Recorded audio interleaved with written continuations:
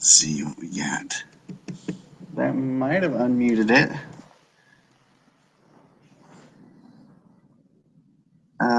Folks remotely, can they hear? Whoever's typing stuff, can maybe let us know. Not hearing anything. Well, it's not hearing anything.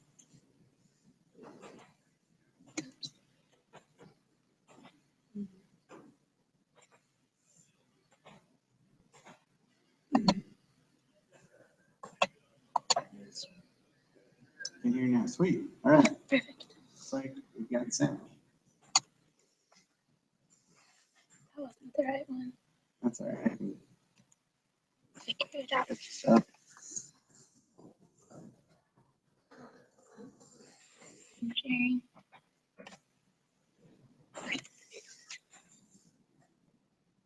Okay. So core areas are covering just over 80% of Wyoming sage-grouse, which is an amazing feat when you think about it. But there's been interest amongst wildlife managers to see if these conservation plans we're putting in place for sage-grouse benefit any other species. Because if you look at that map, that's a large area. There's a lot of other critters that depend on these habitats. And so for a while now, managers and researchers have been thinking sage-grouse might be an umbrella species. And to define what that means exactly, umbrella species, the term has been around for a few decades, but the whole idea is, and sorry, you're a couple of seconds behind all the time. The whole idea is if you can protect the area that one species requires with some sort of core area, protected area designation, then you can indirectly conserve multiple other species whose habitat needs nest within that of the umbrella species shown here. And this is an appealing shortcut because if our list of hundreds of species that we need to manage can be trimmed down to just a handful, I mean, that could be, I think, very liberating and very effective shortcut in wildlife management. And it hasn't seen a lot of pests in the real world, but it's been kicked around in theory for a while. And I think we here in Wyoming and with sage-grouse have a unique opportunity to shed some light on how applicable this umbrella species concept is more broadly even than ourselves. But I think we can especially look to see how sage-grouse conservation can help some of our local wildlife.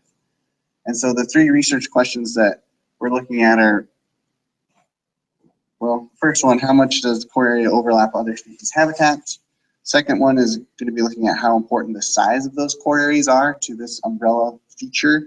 And then the last one, or the third one, is going to be which kinds of species benefit the most from these core area protections. And then once we talk about core areas and these broad conservation strategies, then I'm going to move in and talk a little bit about using some field data and looking at a finer scale. But first, there's one species, sage-grouse are the umbrella species. All the other species that we think are underneath the umbrella, we often call background species. So for our analysis, we pulled 55 species from the State Wildlife Action Plan that were listed as species of greatest conservation need, and from habitats where sage-grouse occur. And the way that the analysis works out is that we have a map of suitable habitat for each of these SGCN species. So for example, this is the map for greater shorthorn lizards, and these are produced by WIND in collaboration with Game and Fish, I think back when the 2010 swap was in the works. And we can overlay the core areas onto these maps of suitable habitat and do a fairly straightforward overlap analysis in GIS to calculate what percentage of the habitat of these species for each species is being protected by the core areas. And for horned lizards, that comes out to 46%. So 46% of their suitable habitat is within a core area, which is pretty good. Now, to skip ahead and show you the results for the 52 species we looked at, they range, I'm just gonna wait a second. So you're not gonna be able to read the species names, and I'd be happy to share with you guys if you are curious about a certain species or another, how they fared in this. But these values of overlap range pretty widely from 0% for some species don't even occur in the core areas, up to over 60% for the most protection of species was given And on average, 16% is the average, or sorry, 17%. So 17% of one of these SGCN species is being protected on average. Now, to highlight a few, the sort of top and the lowest on that end, to kind of give you an idea of who's winning and who's losing sort of in this core area strategy. The top species are these 5, and their overlap values are shown there. We've got Colombian sharp-tailed grouse, pygmy rabbits, sagebrush sparrows, greater shorthorn lizards, and Great Basin spadefoot. And then on the bottom end, I should say those all have 45% or more of their habitat protected.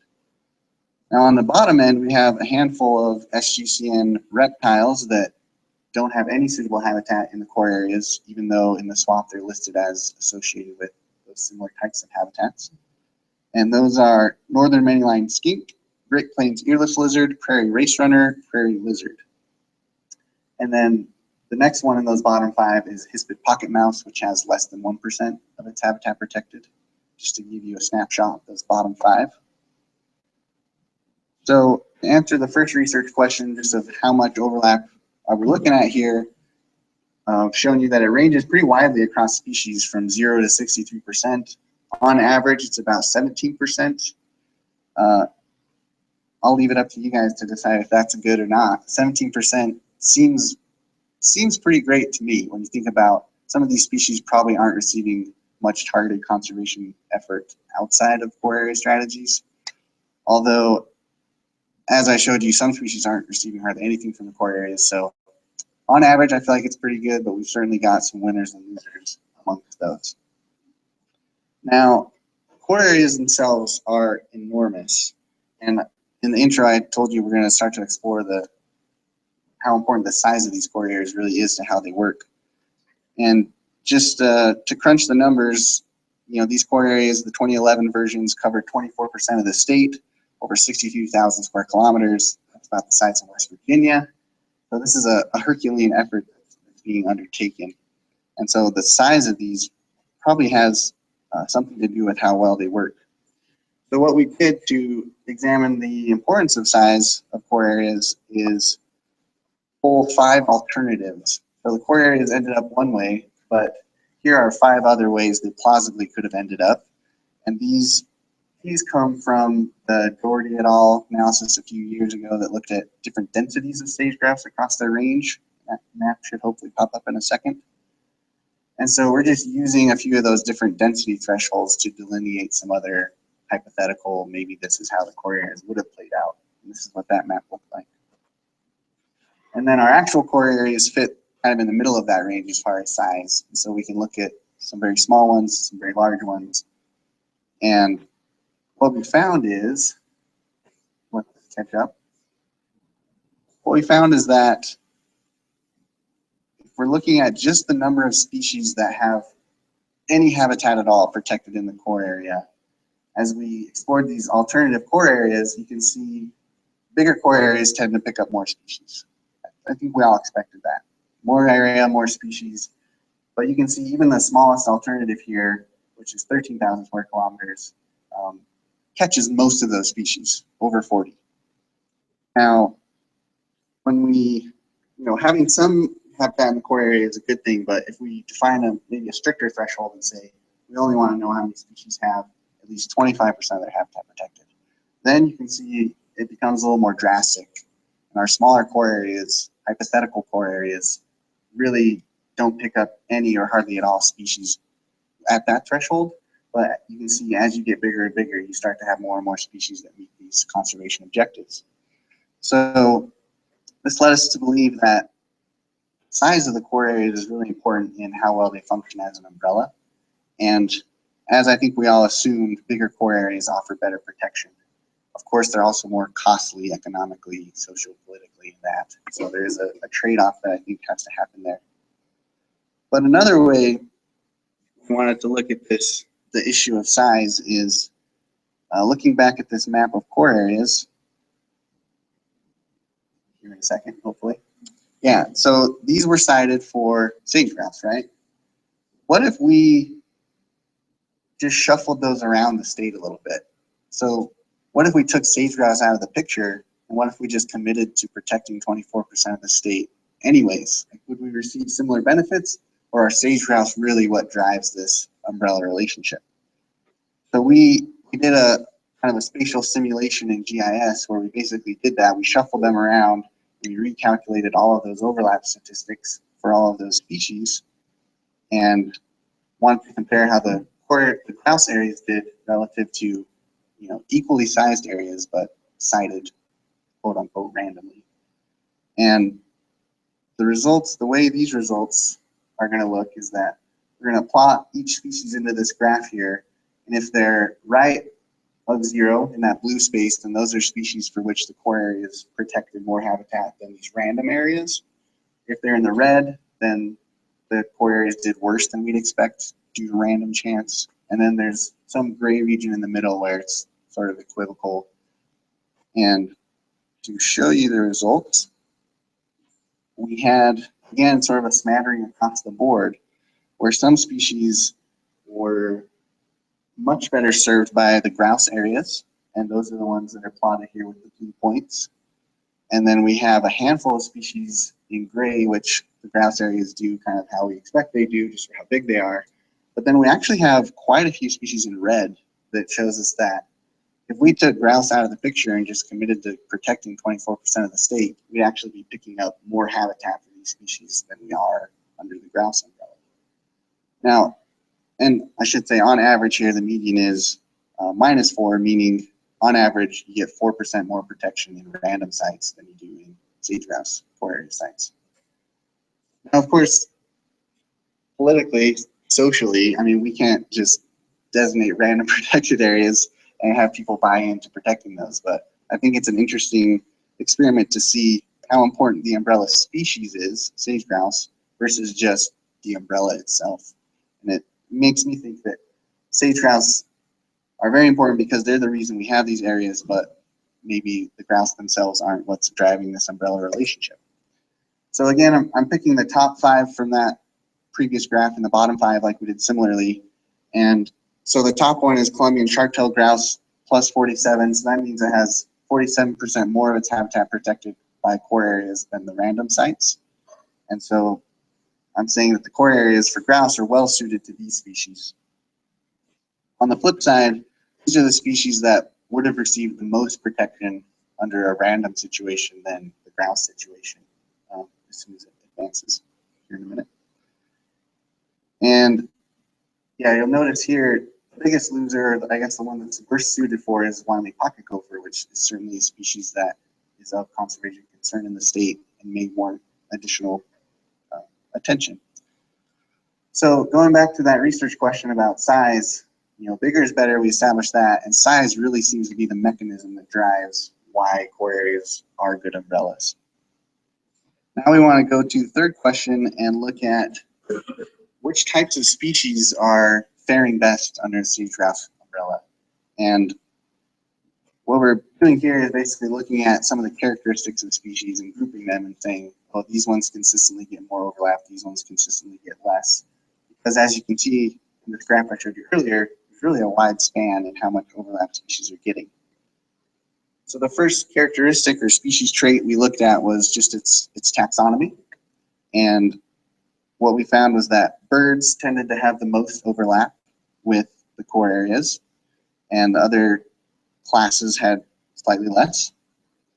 The next one we looked at was sagebrush association. And so for this next graph, the x-axis is just going to show you basically how tied to sagebrush habitats is a specific species, with sagebrush obligates being furthest on the right, and then the y being how much overlap they're getting. And that blue line kind of showing the trend where species that are most highly associated with sagebrush tended to get the most protection from this umbrella. And then next trait we examined was the area of suitable habitat. So these maps of suitable habitat, we can calculate just how much of the state we predict to be suitable. And on the far right, we have species that are very widespread, or at least their habitat is. And then on the left side, we have species that have very small amounts of suitable habitat or are rare. And you can see this one's a little messier, but there's still a general positive trend in that our widespread species tend to get the most benefit, most overlap. Whereas I'll point out one interesting thing. On the far left end, these really rare species, you can see there's much more scatter in those points. And so we have some rare species that are really getting a ton of protection, but then we also have some on the opposite end getting hardly any. But then as you get bigger range for an animal, it sort of seems to converge on some central value. But that does, I think, have an interesting management implication that the rare species are the ones that we really should be most concerned about, and the ones we need to really think critically whether or not they're fitting under this umbrella well, or if they need additional attention. Now, the last characteristic that I want to show you is the SGCN tier from the State Wildlife Action Plan. And the tier 1 species are of highest conservation concern, and lo and behold, they're receiving the most overlap from the core areas. So this is a positive message. The species that need the protection the most seem to be the ones that are getting it here in Wyoming. So when we summarize the species that the most benefit, we had birds that are associated with sagebrush and that have widespread suitable habitat. Now, can you think of any species that fits? Well, one species is sage-grouse, right? They're birds. They're associated with sagebrush. They're widespread.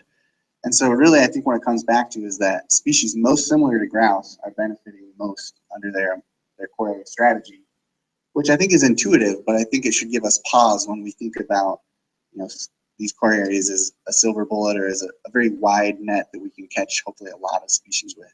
These results suggest that maybe the species similar to grouse are not being captured as well.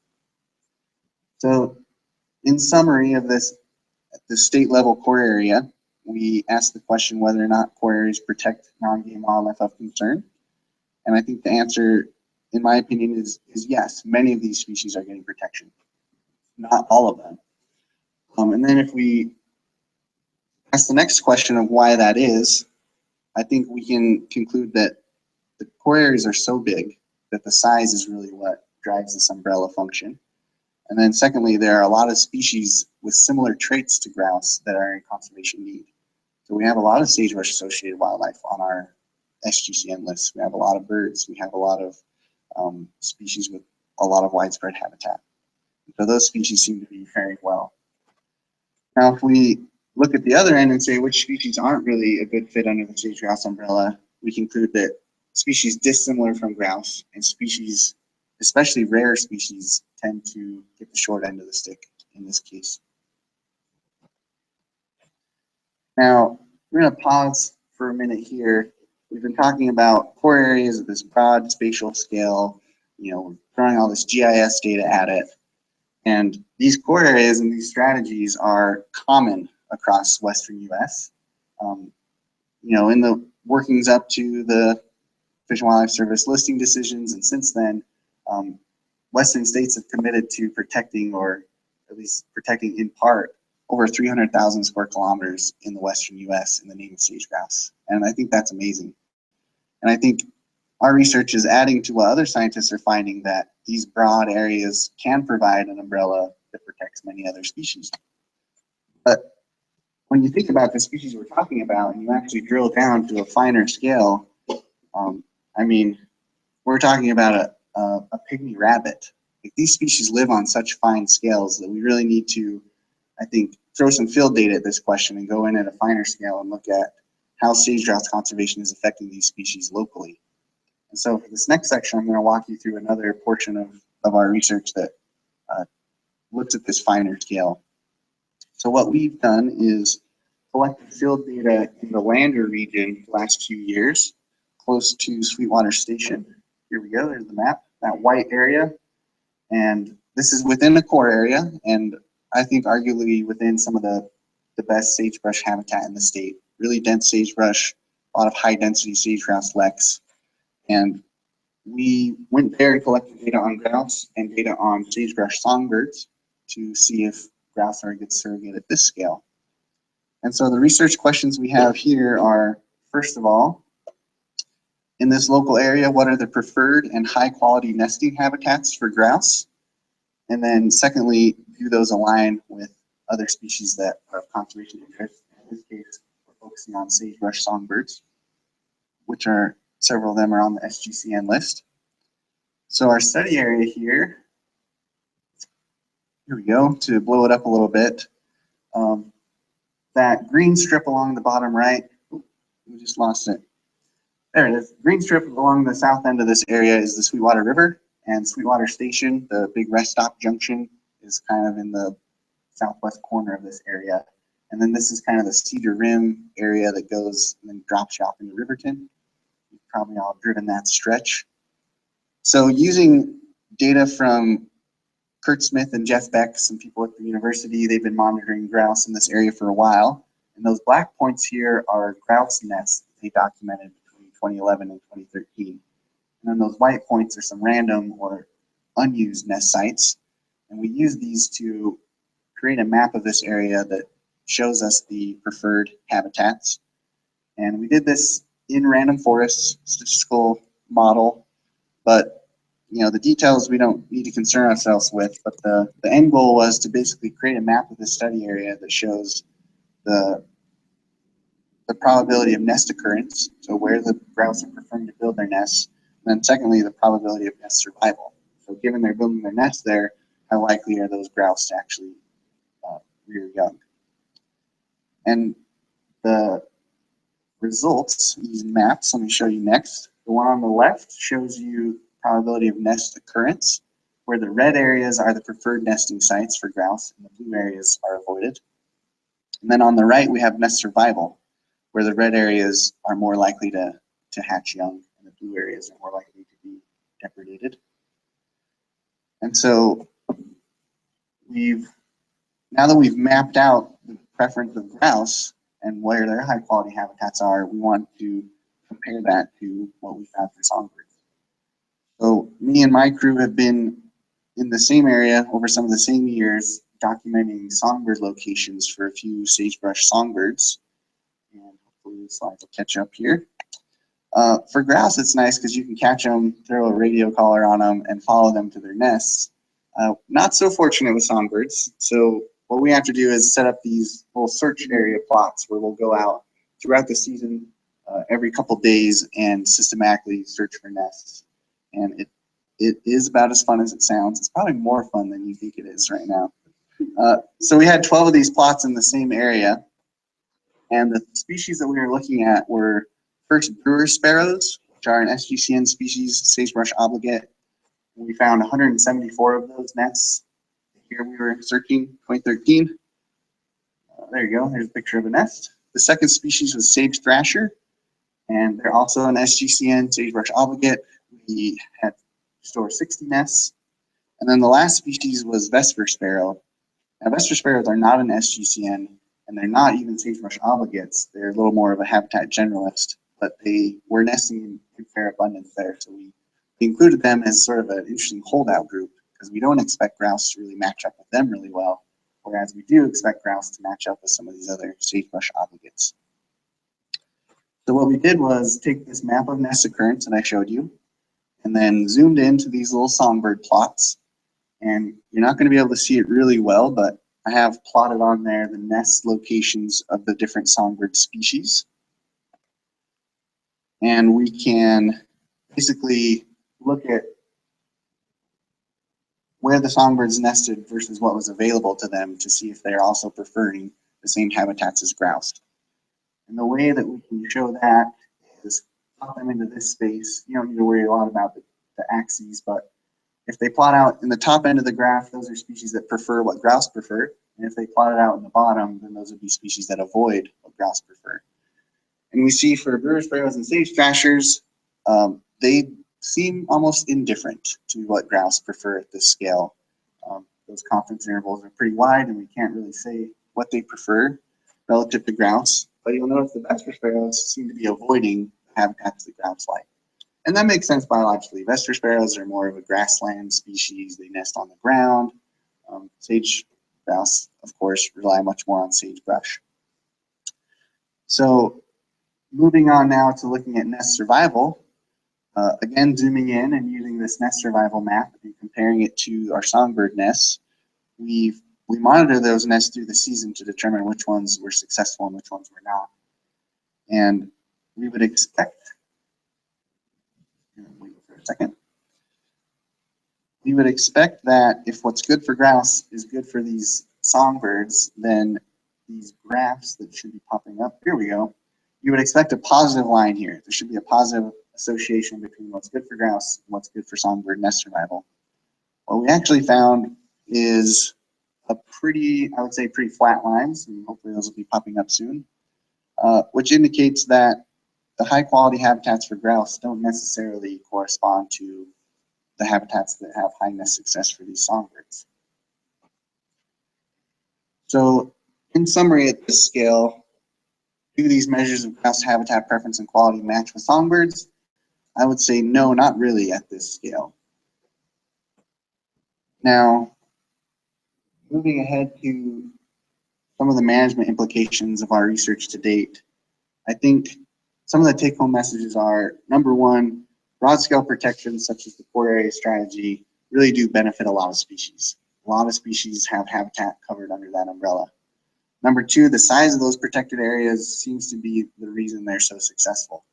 And so, as we resize them again into the future, I think making them smaller would come at a cost to some of these other species. Now, rare and dissimilar species, I think, are the ones that warrant the most additional attention. We can't just assume that all of these other sagebrush-associated animals are being well protected by what we do for sage-grouse. And if we're going to start looking at specific species that might need a little extra attention, I think we should start with those that are the most rare, most dissimilar. And, if you recall back, some of the bottom of that list included Wyoming pocket gophers. I think ferrets would probably be close to the bottom of that as well. Now, once we add in our findings at this finer scale, I think we have to conclude that this umbrella species idea doesn't really equally apply across scales. And, sage-grouse and a lot of these species we hope that they help protect live at very different scales. Sage-grouse are often called a landscape species. They move a lot. They assimilate information about their environment at a very wide scale. Whereas pygmy rabbit, horned lizard, a lot of these other guys are just living at such finer scales, and I think we need to be aware of that as we go forward and try to make plans for conserving these other species. Now, one other area of the research that we're doing that's currently ongoing is that a few years back in the same study area, Game and Fish, UW, BLM, other collaborators actually went out and implemented some habitat treatments. And those consisted of mowing sagebrush and using some herbicide to remove sagebrush. And this is a common management strategy for improving brood rearing habitat for sage-grouse. And I think it's going to be important for us to understand at this possibly even finer scale what the non-target effects of these treatment actions are going to be on species like these songbirds and other SGCNs. And so we've collected field data the last few years in this area to that end, and those analyses are ongoing. So hope to give you more information in the future. So with that, I'd like to acknowledge a lot of different funding sources for these projects, but Wyoming Game and Fish has been a big contributor both to my dissertation research and also the grouse projects that we're borrowing data from, and a smattering of other agencies and groups that have contributed along the way. And Martin, who was formerly in Lander, and Tom and Andrea and Stan and Bob and a whole host of Game and Fish folks have been very supportive and collaborative through this whole process, and we'd like to thank them. And with that, I'd be happy to field a few questions. Yeah.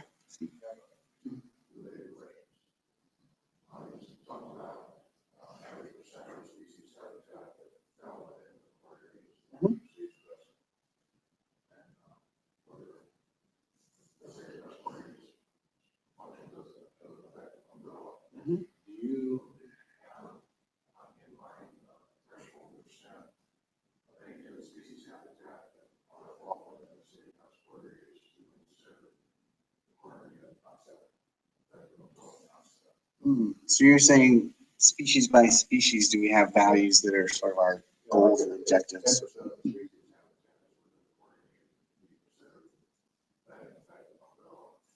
Yeah, honestly, I don't know what those values should be. And I think you're probably right in that it's probably going to vary by species what those objectives might be. As far as I know, I don't think anyone really has objectives for this long list of species.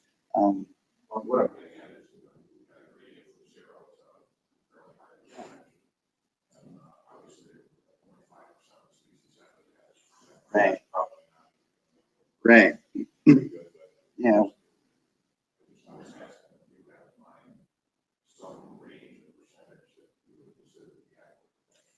Yeah. Short answer is no, I don't.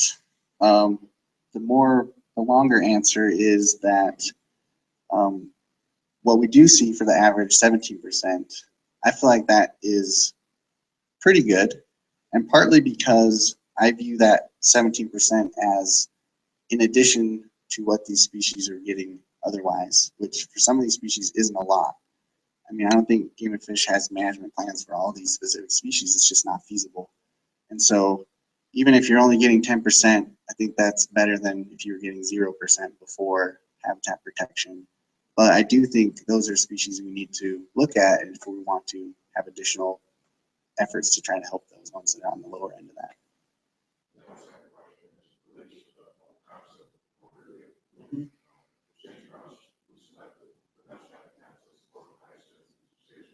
Yeah.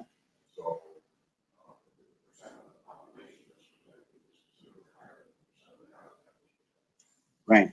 But when you talk about, for example, how much species range overlaps, there's a direct variability. Do you have any data to look at or consider whether the better habitat for some of those species is actually the same as Yeah. protecting areas with higher densities of those species? Yeah. Oh, excellent question. Yeah, those suitable, all suitable habitat is not created equal, right? Population sizes should be a factor. Yes, we have been collecting field data just in that Lander region, and actually a little more broadly than I showed you. We've been doing some transect surveys, and most of our data is restricted to songbirds just because those are the ones that we can count reliably. Those analyses are also sort of in the works, but it does seem to be a positive trend, at least in abundance of these SGCN songbirds and the habitat value for grouse. And so I think there is indication that, yes, we are protecting areas that are also important for sustaining the best populations of these species. Unfortunately, among these 52 species that we talked about today, we just don't have the abundance data or population density data for most of those. And so, no, I haven't been able to look at it for all species or at the whole statewide scale. I think that'd be really interesting, though. All right, what did she say? What plans do you have to project these analyses into the climate futures? Ooh. Andrea, I hope you can still hear. There are no current plans to incorporate climate change and see how that's going to play into this. I would, of course, be interested to hear her ideas. I don't know if she is listening. Yeah, no current plans.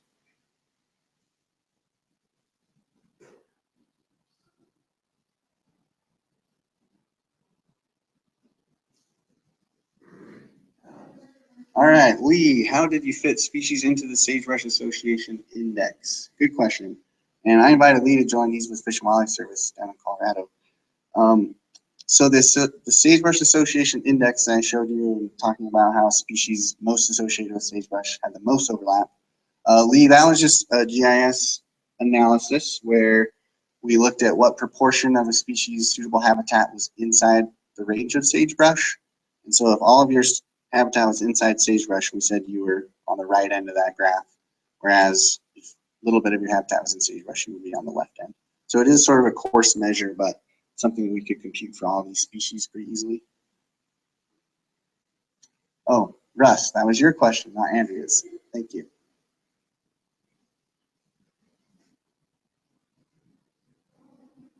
Cool.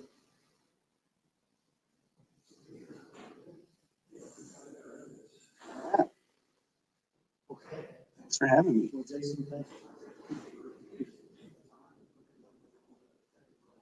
Oh, no problem. Yeah.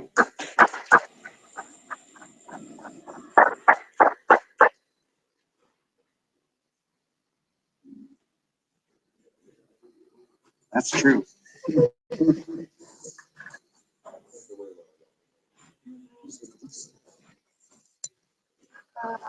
Not yet.